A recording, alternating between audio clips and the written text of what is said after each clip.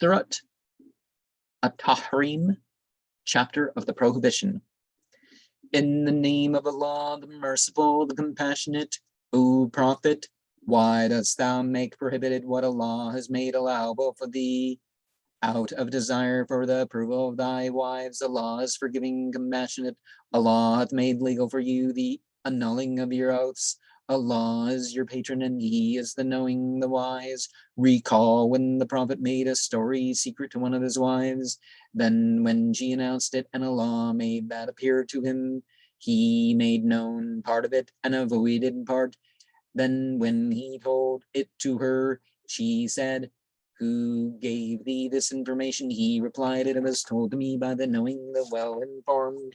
If ye too repent towards Allah, then your hearts are well inclined. But if ye back each other up against Him, then Allah is His patron, and Gabriel, and the upright among the believers. And beyond that, the angels are backing for Him. It is possible that if He divorce you, Allah, His Lord will give Him in exchange wives better than you. Muslimin.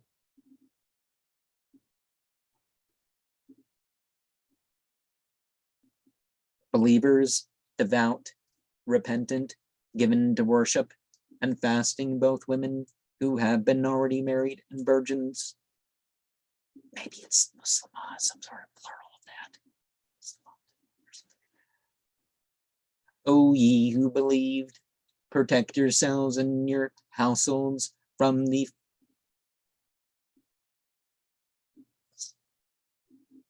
fire whose fuel is the people, and the stones over which are angels rough and violent, who disobey not Allah and what He commands them, but do what they are commanded. O ye who have disbelieved, excuse not yourselves today. Ye are simply being recompensed for what ye have been doing. O ye who have believed, show sincere repentance towards Allah. It may be that your Lord will absolve you from your evil deeds and will cause you to enter gardens through which the rivers flow on the day when Allah will humiliate the Prophet. Not are those, nor those who have believed with him. As for them, and on their right hands runs their light, and they say, O our Lord, perfect for us our light and forgive us. Verily thou art over everything, having power. O Prophet, strive against the unbelievers and the hypocrites, and be rough with them. Their result is Gehenna, a bad destination. Allah hath coined a likeness for those who have disbelieved, the wife of Noah and the wife of Lot.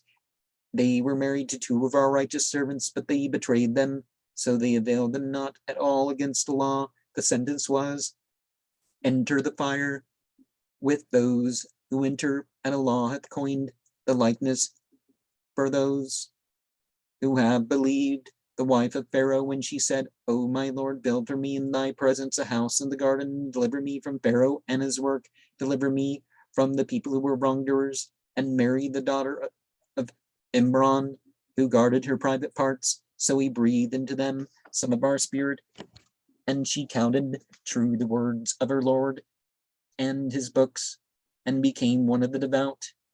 Now, the reference to Mary, of course, daughter of such and such, son of such and such, is not always the same thing as one's father or mother, but the biblical account isn't exactly authoritative historically in itself. Generations on, rendered into a gospel with a particular agenda, as was supposed. I heard it third hand, that sort of stuff. But whether one's family or people or believers, and you're not, well, you're not going to be with them. Same thing. If they're disbelievers and you're not, you're not going to be judged as them, right? And we got to be careful declaring prohibitions on ourselves for the sake of others.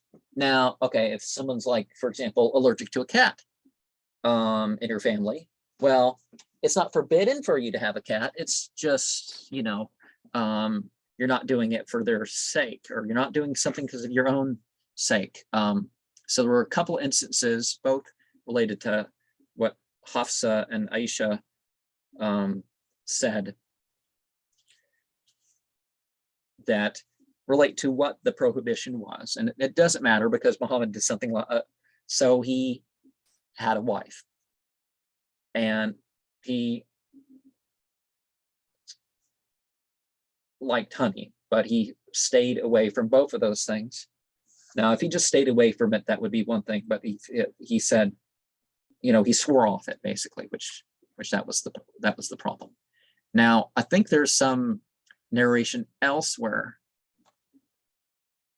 that ties this to somebody other than Muhammad, Umar or Uthman or someone, and some incidents related to that and their reaction to the Prophet. But I'm not sure of the strength of that narration, and the point is really driven home there because it's not like he declared it wrong religiously. So it's just a warning to be careful about taboos.